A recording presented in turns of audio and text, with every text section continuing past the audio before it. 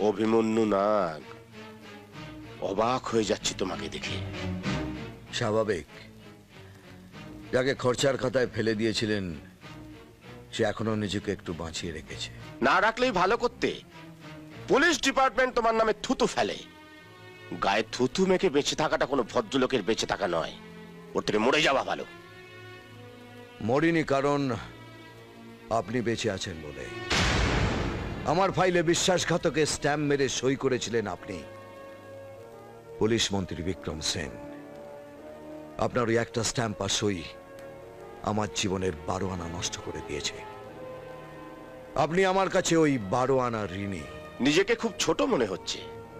বিক্রম সেনের স্ট্যাম্প আর সই যার ওপর পড়ে তার 16 আনাই বরবাদ হয়ে যায়। তোমার 4 আনা বাদ গেল কি করে? ওই 4 আনা আপনার 16 আনার ওপর স্ট্যাম্প মেরে সই করবে বলে বাদ পড়ে গেছে।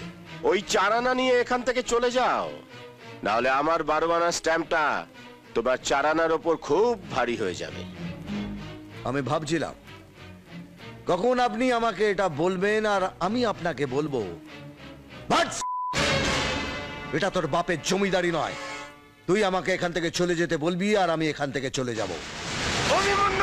অভিমন্যু নাগ বালি বোড়াও নয়, জল ঢোড়াও নয়, জাত গোখরো, 100 বলেই ছবি।